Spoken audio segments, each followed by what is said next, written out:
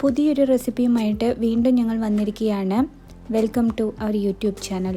ഇന്ന് നമ്മൾ സേമിയ കൊണ്ട് ഒരു പുട്ടാണ് ഉണ്ടാക്കുന്നത്. നമ്മൾ സേമിയ കൊണ്ട് ഉപ്പുമാവും ബിരിയാണിയൊക്കെ ഉണ്ടാക്കിയിട്ടുണ്ട്. പക്ഷേ ഇന്ന് ഒരു വ്യത്യസ്തമായിട്ടുള്ള റെസിപ്പിയുമായിട്ടാണ് വന്നിരിക്കുന്നത്. അപ്പോൾ റെസിപ്പി എന്താണെന്ന് നോക്കാം.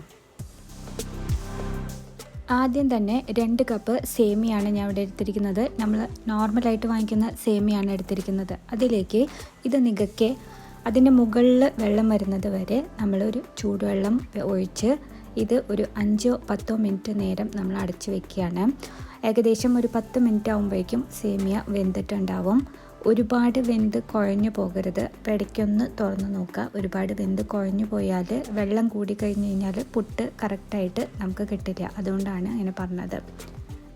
നമ്മളിവിടെ ഉപ്പിട്ട ചൂടുവെള്ളമാണ് ഒഴിച്ചിരിക്കുന്നത്. അപ്പോൾ ഉപ്പ് എല്ലായിടത്തും പിടിക്കാൻ വേണ്ടിയിട്ടാണ് തിളച്ച വെള്ളത്തിൽ ഉപ്പിട്ടിട്ട് ഇതിലേക്ക് ഒഴിച്ചിരിക്കുന്നത്.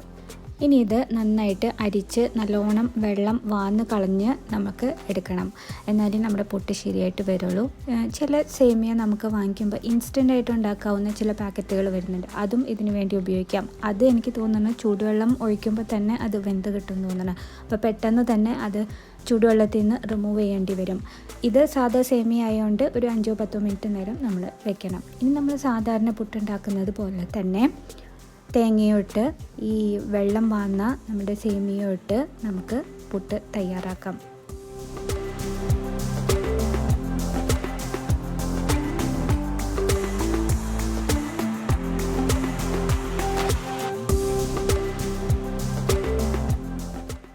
അതെ, നമ്മുടെ അടിപൊളി സേമിയ പുട്ട് റെഡിയായിരിക്കുകയാണ്. ഇത് ഏത് കറിയുടെ കൂടെയും കഴിക്കാൻ നല്ല ടേസ്റ്റാണ്. ഞാൻ സാധാരണ പുട്ടിനുണ്ടാക്കുന്ന പോലത്തെ കടലക്കറിയാണ് ഇവിടെ ഉണ്ടാക്കിയിരിക്കുന്നത്. ഈ കടലക്കറിയുടെ റെസിപ്പി ഞാൻ താഴെ ഡിസ്ക്രിപ്ഷൻ ബോക്സിൽ ലിങ്ക് കൊടുക്കുന്നുണ്ട്. അപ്പോൾ എല്ലാവരും ഇതൊന്ന് ട്രൈ ചെയ്ത് നോക്കൂ.